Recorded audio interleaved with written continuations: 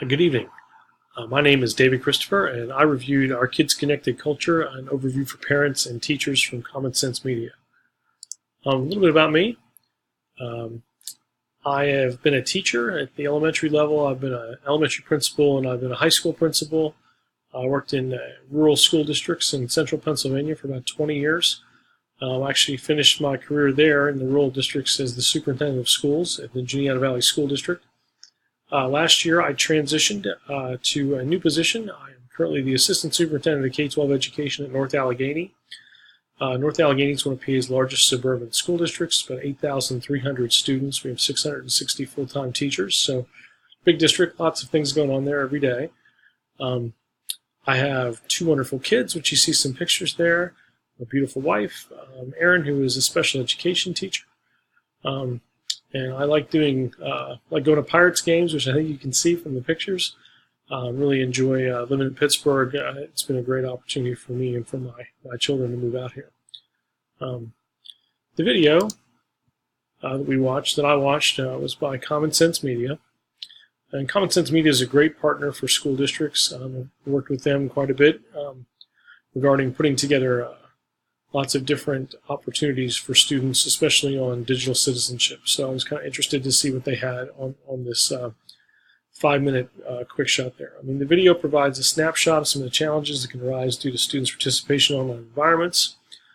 It also provides a clear set of guidelines for how parents can intervene to support students. So in that sense, I thought that there was a lot of good information that was available in the video in a short amount of time.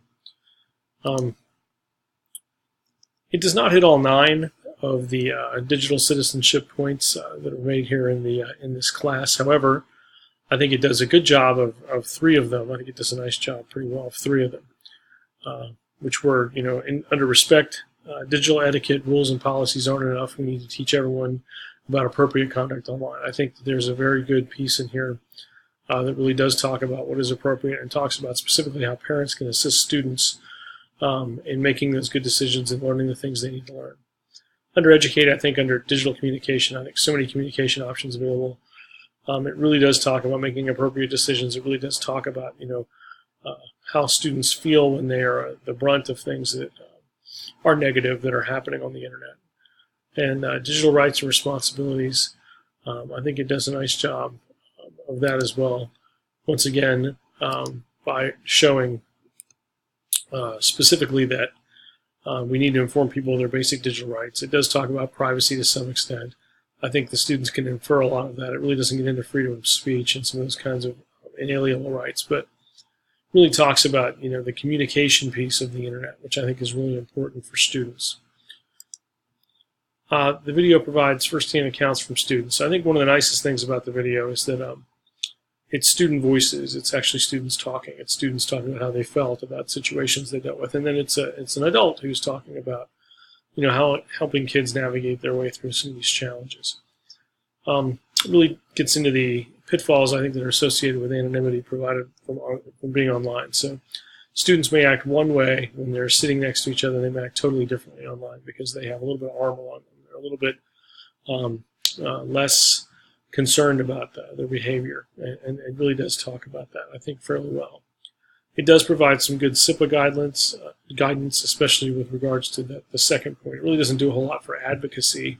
It's not really designed to do that, but it does do a lot about appropriate interactions online and does talk about that. So I think in that sense it would help with districts' required responsibilities for providing students with specific instruction related to SIPA. One of the negatives I found was the content's dated. I mean, the students are talking about using MySpace. I think it's still, I think a lot of the concepts are still very important, but the content's a little dated. And my concern with that is it may limit some functionality of the video. Our students may not really feel connected to that. That sounds like something like their grandma talking or something. I don't know. So that'd be my only worry. But I do think that a skillful teacher could really use this video well in their class and can maybe even talk about how this is not a new problem on the internet, but this is a historic problem that has happened pretty much since the beginning. My overall rating, I think, would be good. I give it a thumbs up. I think it could be used, like I said, by a skillful teacher as part of their course. I think they could do a nice job with it. I like the fact that student voices were a big part of what was in the video. Thank you.